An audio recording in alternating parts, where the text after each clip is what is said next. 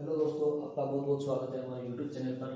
आज हम बात करेंगे बौद्ध धर्म के बारे में। बौद्ध धर्म के पूरा इतिहास आपको बताएंगे, इनकी स्थापना किसने की, कब की, क्यों हुई, इन सब के बारे में। तो स्टार्ट करते हैं दोस्तों, बने रहिए हमारे साथ, वीडियो को पूरी देखिए, आपको बहुत कुछ जानने को जरूर मिलेगा। तो स्टार्ट करते हैं दोस्तों। बौद्ध धर्म, बौद्ध धर्म की स्थापना की है दोस्तों गौतम बुद्ध ने। सॉरी दोस्तों, हमारे पास दूसरा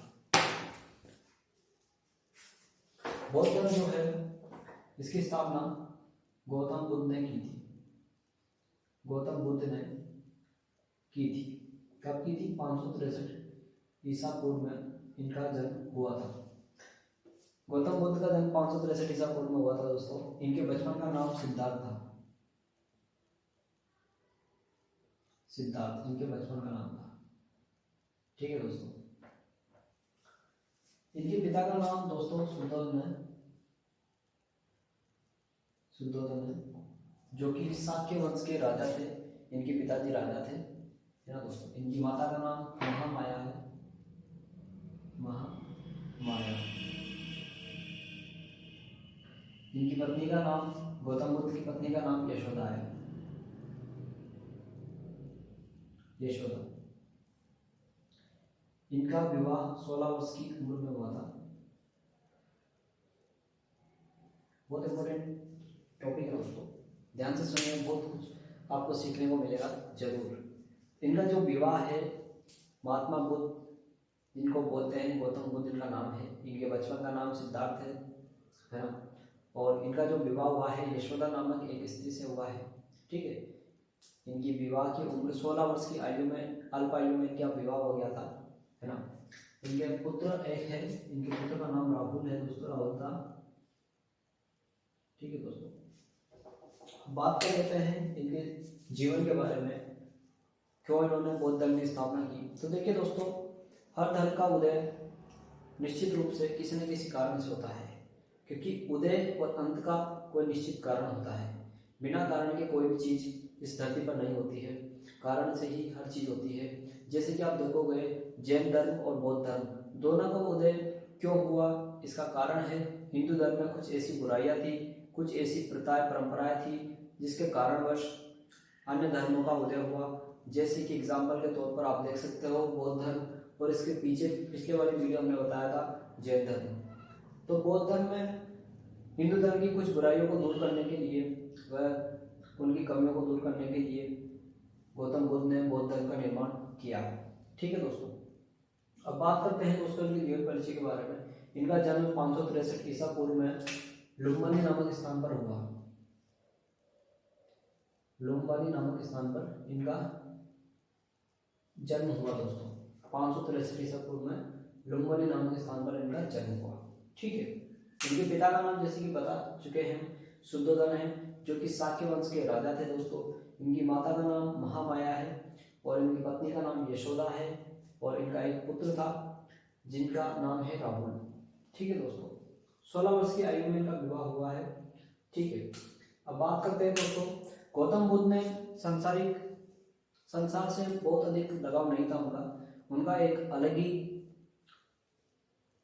बोल सकते हैं कि एक अलग उनका विचार था कि किस प्रकार से इन कुरीतियों, इन चीज़ों को बदला जाए, किस प्रकार प्रथाओं को बदला जाए। क्योंकि कुछ ऐसी प्रथाएं, कुछ ऐसी परंपराएं होती हैं जो व्यक्ति को विवश कर देती है अपने धर्म को बदलने के लिए, या कुछ ऐसी स्थितियों को बदलने के लिए। हालांकि कोई सा भी धर्म बुरा नहीं होता है दोस्तों, सभी धर्म अच्छे हैं, लेकिन उनकी जो प्रथाएं, परंपराएं हैं, वो कुछ उनमें कमियां हैं, उनको दूर करना अवश्य करना चाहिए दोस्तों। ठीक है दोस्तों। तो उसी प्रकार बौद्ध धर्म का उदय हुआ। बौद्ध धर्म का उदय महात्मा बुद्ध ने किया। क्यों, इनका जीवन परिचय देखते हैं दोस्तों। 563 ईसा पूर्व में इनका जन्म हुआ लुम्बिनी नामक स्थान पर। ठीक है दोस्तों। अब यह 29 वर्ष की आयु में, मात्र 29 वर्ष की आयु में ये इन्होंने गृह त्याग दिया था। गृह त्याग का मतलब होता है दोस्तों, इन्होंने घर छोड़ दिया था। 29 वर्ष की आयु में गृह त्याग दिया था गौतम बुद्ध ने। गृह त्याग करने के पश्चात ये जंगलों में चले गए, और जंगलों में लगभग 6 वर्ष की कठिन तपस्या के बाद तपस्या की 6 वर्ष की तपस्या की दोस्तों इन्होंने, होने की है, गौतम बुद्ध ने 6 वर्ष की तपस्या की है। क्यों की है दोस्तों? इनको ज्ञान प्राप्त करने के लिए। क्योंकि इनको, हालांकि ऐसा नहीं है, ज्ञान का मतलब ये नहीं है दोस्तों कि किताबें पढ़ना या ऐसी चीज़ें नॉलेज इकट्ठा करना। ज्ञान का मतलब है जिन्होंने अपने इंद्रियों को जीत लिया, जिन्होंने संसारिक मूल्यों से अपने को बहुत अधिक ऊपर बढ़ा लिया है दोस्तों, उनको ज्ञान बोलते हैं। ठीक है, ज्ञान कई प्रकार के होते हैं दोस्तों, इस प्रकार से हम देखते हैं। 6 वर्ष की कठिन तपस्या करने के बाद इनको ज्ञान की प्राप्ति हुई। इस प्रकार इनको बोध गया नामक स्थान पर अपने ज्ञान की प्राप्ति हुई। बोध गया, जो कि बिहार के अंदर है। आज भी आप बिहार में जाओगे तो गया नामक स्थान पाया जाता है, गया। वहाँ पर बोध गया मंदिर है, वहाँ पर इनको अपने ज्ञान की प्राप्ति हुई थी। आज भी वहाँ पर मंदिर है, काफ़ी लाखों लोग आते हैं, जाते हैं, पर्यटन आते हैं वहाँ पर। बिहार के अंदर है, ये बिहार के अंदर है दोस्तों, बोध गया नामक स्थान पर। ये बहुत ही इसका महत्व है दोस्तों, क्योंकि ये महात्मा बुद्ध की एक ज्ञान का नगर बोल सकते हैं इसको, क्योंकि यहाँ पर इनको ज्ञान प्राप्त हुआ था दोस्तों। और आगे बात करते हैं दोस्तों हम किस प्रकार से इन्होंने अपना जीवन व्यतीत किया। अब बात करते हैं दोस्तों इनके बारे में। तो इनके प्रथम गुरु जो थे, प्रथम गुरु कौन थे दोस्तों इनके? अलार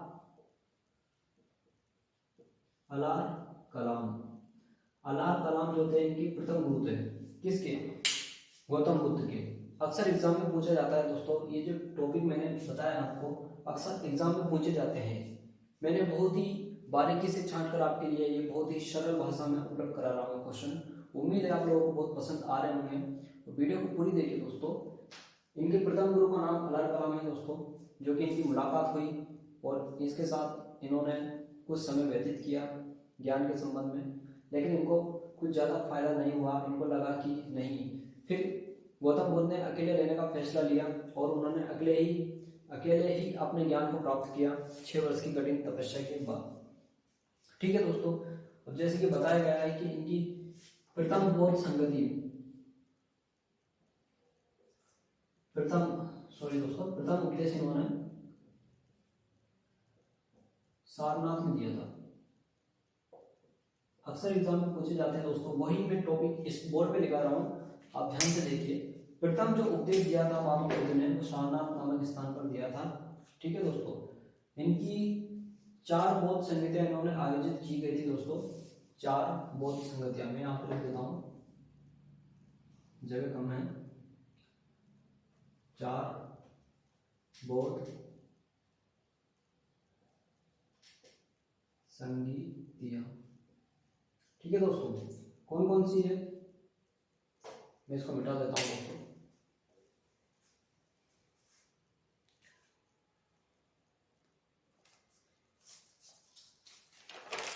एक सेकेंड दोस्तों, इसको मिटा देता हूँ ताकि आपको अच्छा लगे। 4 बौद्ध संगतियां हैं। राजगृह, दूसरा है वैशाली, ये स्थान का नाम है दोस्तों। इन्होंने संगतियां की या इन्होंने आयोजन किया, ऐसा कुछ बोल सकते हैं, है ना, अपने धर्म से संबंधित संगतियां की। राजगृह, वैशाली, पाटलिपुत्र को पटना भी बोल सकते हैं, क्योंकि प्राचीन नाम है पाटलिपुत्र का।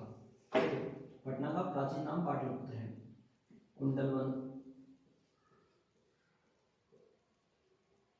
ये सब चीजें हैं दोस्तों। ये 4 बौद्ध संगतियां इन्होंने आयोजित की थी।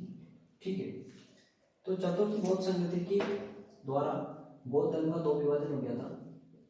विभाजन हो गया था दोस्तों। इसके अंतर्गत 2 शाखाएं उत्पन्न हुई थी,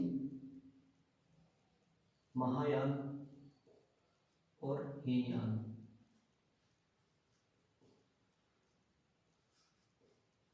महायान और हीनयान, ये 2 संप्रदाय बौद्ध धर्म में से ही उत्पन्न हुए दोस्तों। क्योंकि कहते हैं कि हर धर्म में कुछ कमियां होती हैं, कोई भी धर्म पूर्ण नहीं है दोस्तों।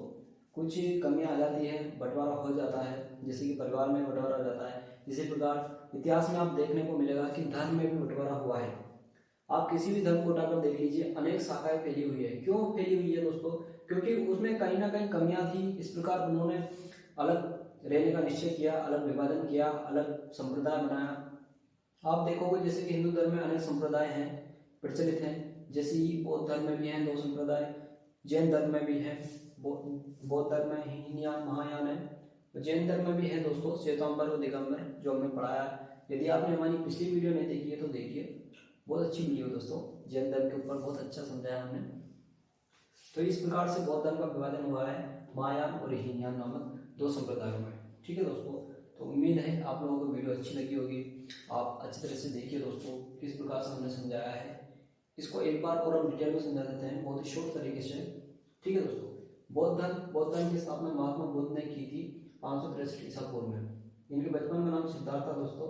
लुम्बिनी नामक स्थान पर इनका जन्म हुआ है। ठीक है, इनके पिता का नाम शुद्धोधन है दोस्तों, है ना। इनकी माता का नाम माया है, पत्नी का नाम यशोदा है। 16 वर्ष की आयु में इनका विवाह हुआ है गौतम बुद्ध के साथ। गौतम बुद्ध के पुत्र का नाम राहुल है। ठीक है दोस्तों, अब बात करते हैं दोस्तों 29 वर्ष की आयु में इन्होंने गृह त्याग दिया था, यानी कि घर छोड़ दिया था ज्ञान की प्राप्ति के लिए, संसार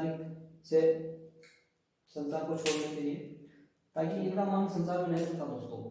इन्होंने अलग ही दुनिया बनाई, जिससे कि ये दुनिया को समझ सके कि दुनिया में क्या है, किस प्रकार से दुनिया संचालित हो रही है, किस प्रकार से इन्होंने अपना एक नया धर्म बनाया।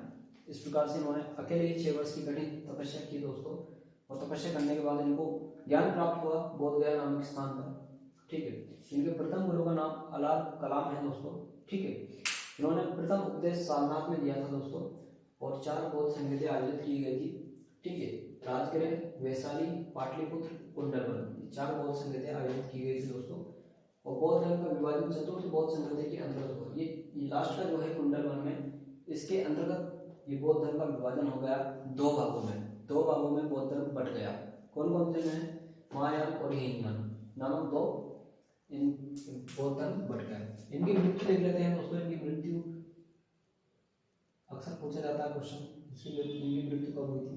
देखिए दोस्तों, 483 ईसा पूर्व इनकी मृत्यु मानी जाती है। 483 ईसा पूर्व में इनकी मृत्यु मानी जाती है। तो आई होप दोस्तों आपको वीडियो अच्छी लगी होगी। धन्यवाद दोस्तों, धन्यवाद, जय हिंद।